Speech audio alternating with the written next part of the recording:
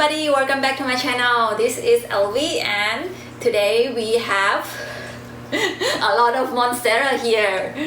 So if you're new to this channel, this is my YouTube channel where I talk about plants, plant propagation, semi-hydroponics, and also show you the collection that I have. So today we are going to talk about Monstera. So let's get started. Since I already showing like the video about my Monstera in semi-hydroponics and also like talking about the plants, I got the Thai constellation, so I'm just continue the trends on talking about Monstera. And today we are going to talk about Monstera Albo.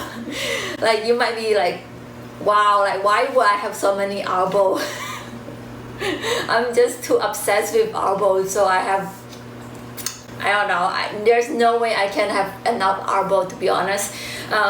So yeah, I want to talk about the Albo itself and how you propagate the plants. When you buy it, how did you like know this is a good plant? How like just Monstera in general. So just give you a little bit background about myself and how I know this information or the knowledge. So I started collecting plants less than a year, to be honest, like maybe 10-11 months now. I started on March last year. I just particularly love Albo a lot. This is my first, like the first most expensive plants that I ever got. Not this one, but the one that I first got it is a Monstera Albo. And there's a couple websites that I go, and then there's group that I go and read. So most of my knowledge about Monstera Albo is coming from a Facebook group. The Facebook group called the Planet's Philodendrons. It's not just about Monstera, it's all like if you have any question about philodendrons in general, you can go to that group and ask question. And I like the admin over there, and the people over there is very knowledgeable. So yeah, that's how I know like a lot of how to propagate the stuff, like what you're looking for as an Albo or Monstera itself. I'm gonna link the description. I will put a link down the description below.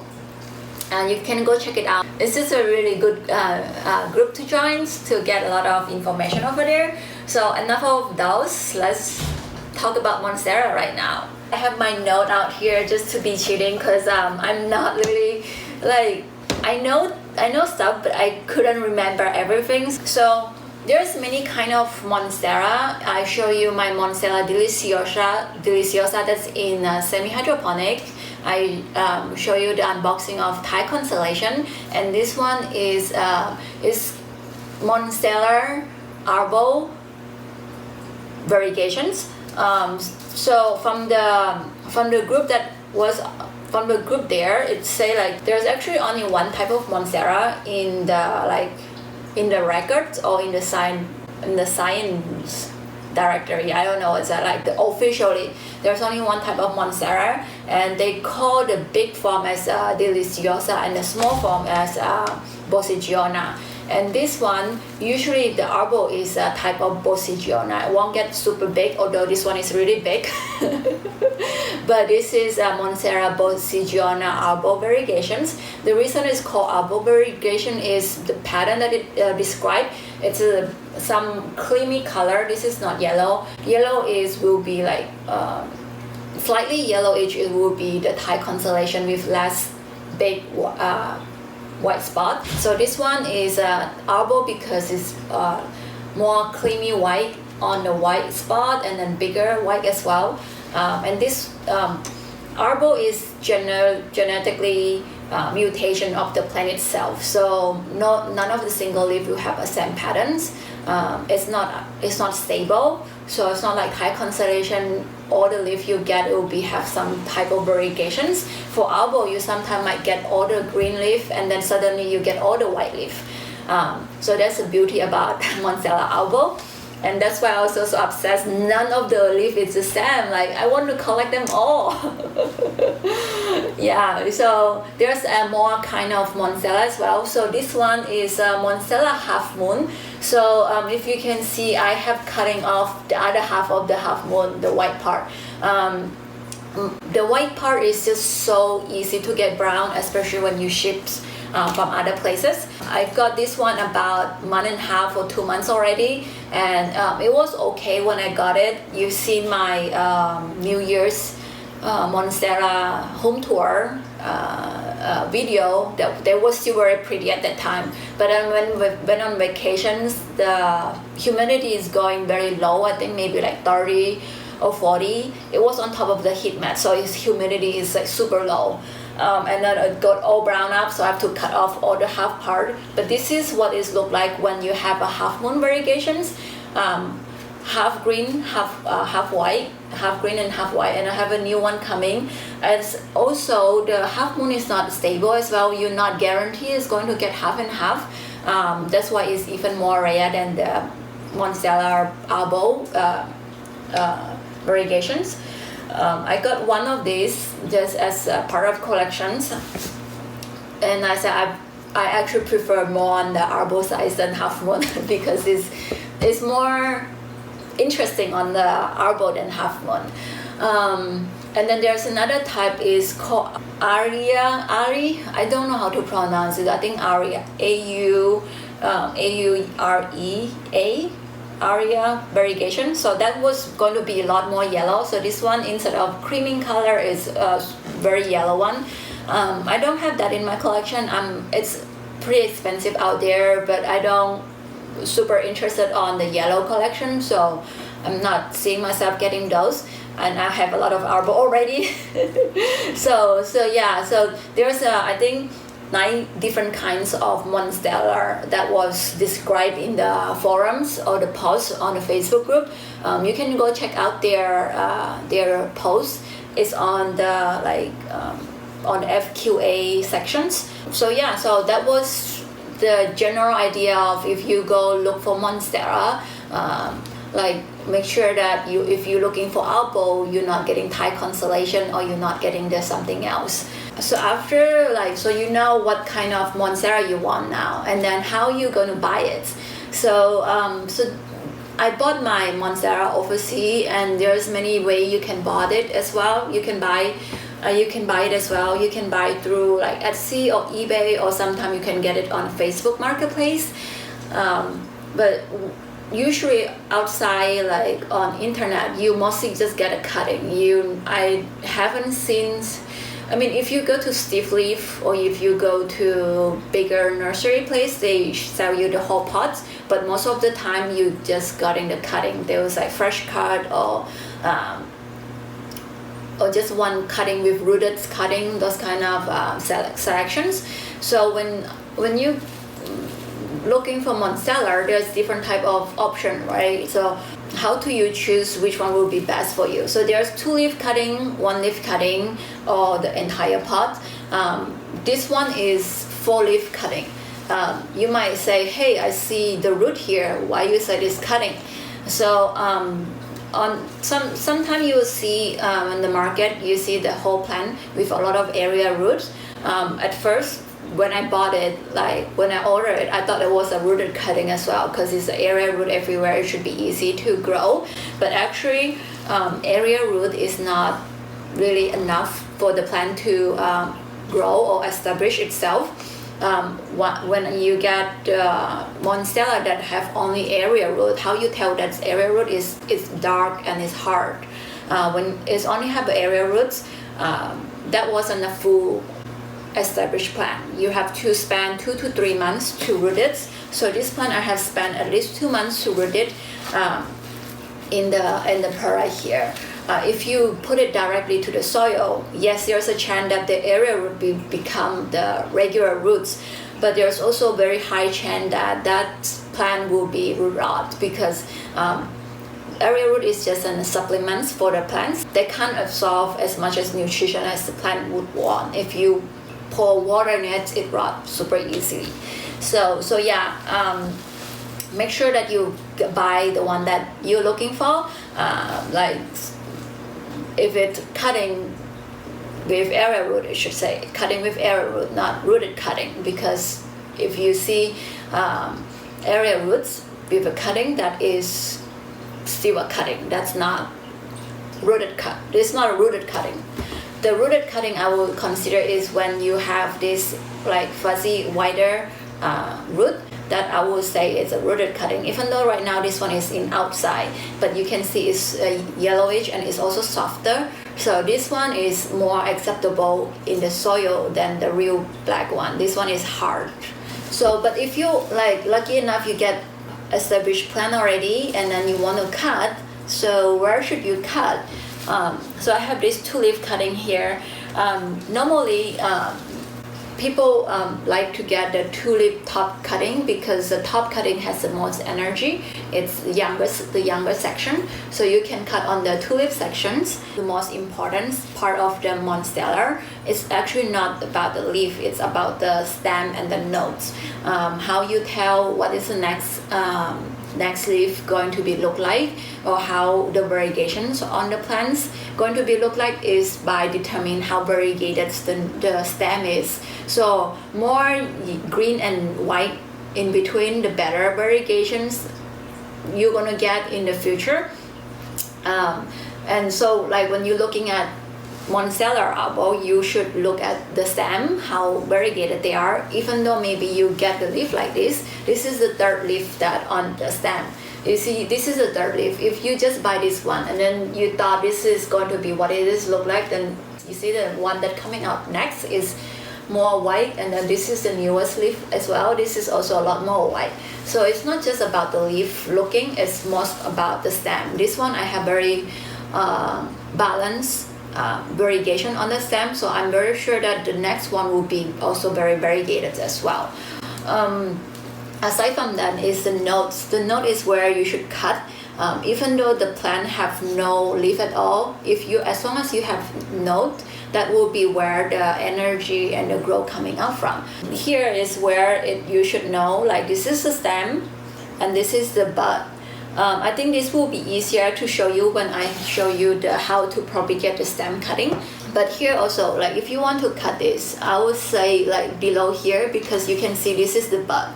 The bud is where either the new leaf or new root will be coming out from. So this is another bud, and then this is the root that coming out from the bud. So I will cut it from down here. This is another bud, like kind of pimple, so you can tell. The line is where the node line is. You want to cut below the node line as far as you can, so that if it rotted, you can still cut it up. The root usually grow either like in between, like very close to the node line. As long as you have that node line, you can cut on that point. So this is how you can try to propagate your Monstera plants.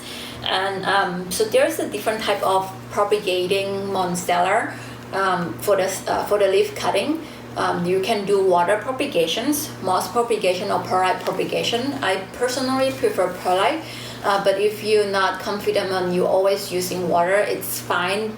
But personally, I just think it will be rotten very easily. You can try changing the water every other day, place it on top of the heat mat. That will be also help to reduce the rodents and also speed up the speed of rooting the plant. So if you're doing water propagations, put it in distilled water or filtered water. There's no need to add rooting hormone, because I think that will actually reduce the speed of rootings. And then place it on top of heat mats, change the water every other days. If you can provide humidity dome, that will be better. Place it in under the grow light or indirect bright light, then you're good to go. Just change the water every 2 days or every other days. The second thing that you can do to propagate your Monstera is similar to, I think it's the salmon or the moss propagation method. I have made a video on how you propagate with sphagnum moss. You can check the link up here. So yeah, it's the same thing. You take it out, wet the sphagnum moss, squeeze it as much as you can until it's no more water come out. Just put it in and place it on top of heat mat, put it in humidity dome. It's the same thing, but it's different medium. And then as a perlite as well, like Perlite is pretty similar to sphagnum propagation as well. The thing about perlite propagation is it's hard to tell when is enough water. I have been doing experiments with my Monstera baby, and so you should not do that. You should try it on the other cheaper plants. I know I'm not a good person to tell you not to do that, but perlite propagation, I like this method better because I think it's propagate faster than sphagnums. I have no idea why would it be faster, but from my experience with doing sphagnum and perlite, perlite give me more root and faster the root come out.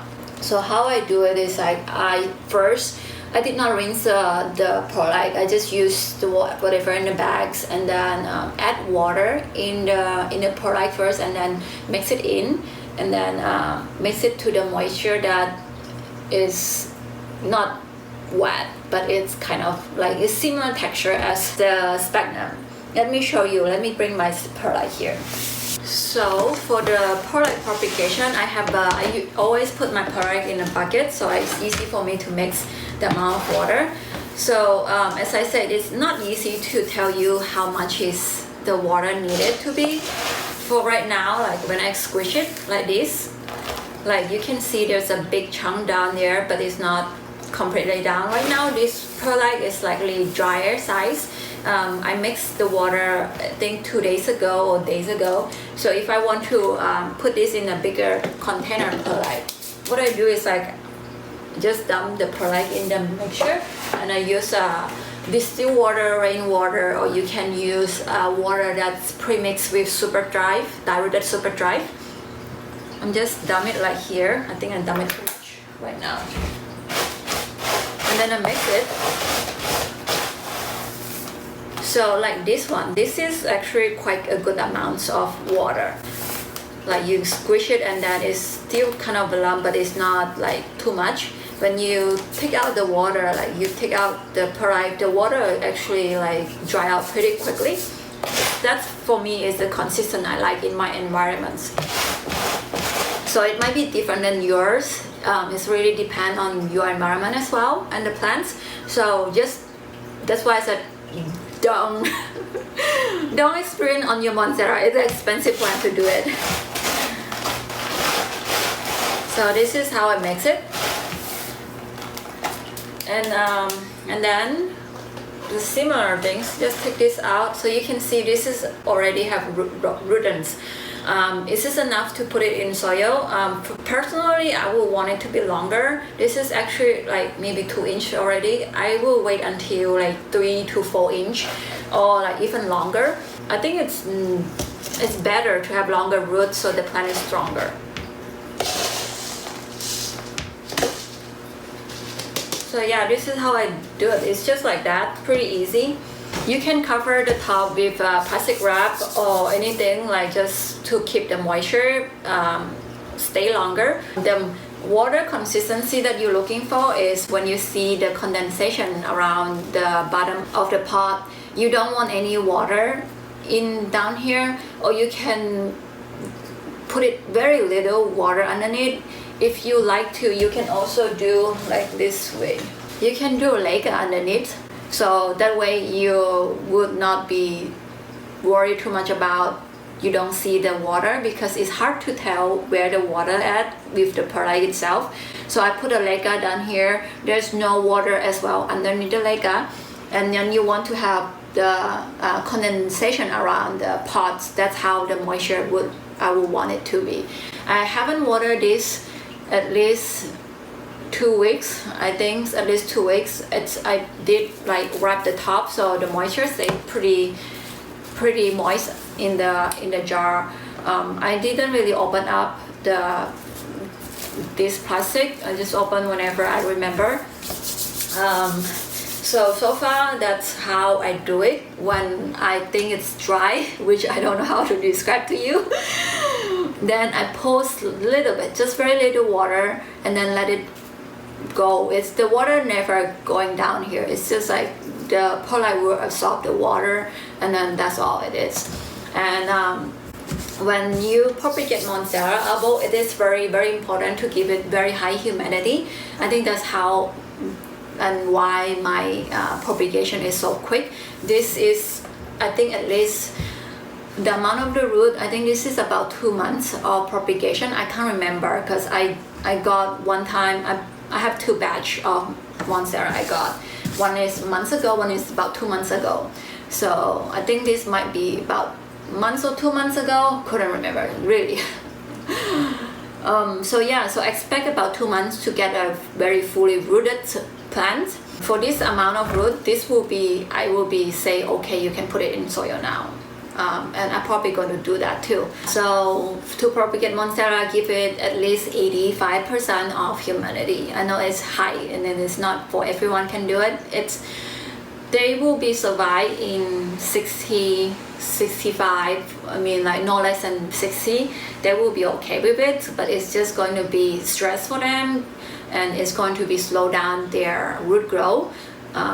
Ideally, you give them 85 plus. You can put it in the plastic box or put it in terrarium settings, whichever you can do. For me, I put it in my greenhouse, which is about 85 to 90% of the times, like all the time. Indirect bright light, I put it under the grow light. I don't have heat mats in the greenhouse room because it is quite warm, about 78, 79 or 76, 7, somewhere like that. Sometimes it go even 80. I have to like unplug the heat mats from the other places. Besides that, you just wait and then 2 months you will get about amount of root like this. There's other type of propagations method. I heard like hydroponics propagations method where you use hydroponics solutions or you do air bubble in the water. I never tried it, I did not do research on it, but if you're interested, you can look for it too. There's cocoa chip propagations. I also heard about it, but I haven't like really do experiment on it. You can go to that Planet Philodendrons Facebook group. They also have a lot of propagations guideline for you to propagate Monstera. Besides that, so I think sometimes you might also get the note like this. It's moving right now. So the note like this. So this will be the ideal way to propagate the note. I just put it in a container, plastic container, or you can put it in a Ziploc bags. So see, this is where the bud coming up from. This is called, I call it pimple, but it's a bud where the leaf will be coming out from. To be honest, I haven't grow any Monstera from the node cutting at all. This is my first time that is start to grow from node to leaf. What I heard is like they grow from the leaf first, and then after the leaf growing certain amount of height, then they will start growing roots. So it's okay to have the node cutting that have no area root at all, because area root is just a supplement, as I have to mention it over and over. It's not really a real root that you're gonna get, even though you have an area root like this. It's a supplement because you see it is where the new root might coming out from. Like they will be more chance to give you more root, but it's not necessary. If you don't have it, the plant won't die. If this area root rot, the plant won't die. This one I have to cut out the area roots because it gets softened, and this one the area root is still okay, so I just keep it. And then here is where the bud, the pimple coming out from. See, it doesn't matter like which type of node cutting you get. The most important again is the variegation amount on the node itself, like the stem itself.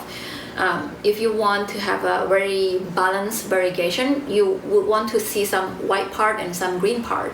Like this one as well. This one has more green part than the white part, but then it also have very nice amount of the white part. So if you look, your stem is more white, you get more chance to get white leaf. And the more green, you're more likely to just get a green leaf. So you can see I have two different type. Like this one I seal it with wax. You can do it as well. I'm just lazy. I did many of them and that is just too inconvenient for me to wax it. If you get a note like this and if you want to take care very well, you can just cut out any black stuff. For this one, I don't cut it anymore because it doesn't spread more. So if it's still like, if it's black and then it doesn't spread, I just let it alone, because if you cut it off, it's create a new wound for the nodes, and I just don't want to get a new wound or get new infections. So I just let it be like that. It's already dry out. It's look moist, but the actually is dry out. The wound already cut, and there's no spread out on the black. So I just left it like that. You can dip this sides, both sides with a wax, so you can also prevent any further moisture going in. And yeah, so this is how you're gonna do sphagnum moss. Squish all the water out, put it in a clear container, just lay it on the top like that. Like if you have the arrowroot, it's easy to tell where to lay down. If not, you just lay it out like that. And then here is where the leaf will come out, so I'm just point it upward like that. Make sure that they come out, and then I cover it up, put it on top of heat mats in direct sunlight or indirect bright light, or under the grow light. Put it on top of heat mat, yeah, like that. Just wait until maybe 2 months, 1 month or 2 months. It's really depend on the node itself. There's nothing you can do. You can try super dry spray. So when it's dry out on the top, you can tell. Like right now, this is the best amount of water you have. You see there's a condensation here. So this is what you're looking for as the moss wetness. And then when the top of the moss dry out, you spray it with water or the super dry solutions. And if you see the bottom dry out because you put it on top of heat mat, you just take everything out and then do the same thing, like wet the moss out again like that. So yeah, so pretty simple. It's the same thing as the perlite. You just, instead of putting on sphagnum, you put it in perlite. This is how I do when I got my Albo. Please don't ask me where I got my Albo from. I'm just too crazy about the Albo, so I have so many of it. And if you have any question about propagations on Monstera Albo, just put a comment down below. And if you have more information about how to propagate, what worked for you, put a comment down below as well, so we can share informations or like just share the knowledge with each other. Yeah, so let me know what you think. If you like the video, remember to click like and subscribe. I will see you next. Bye bye.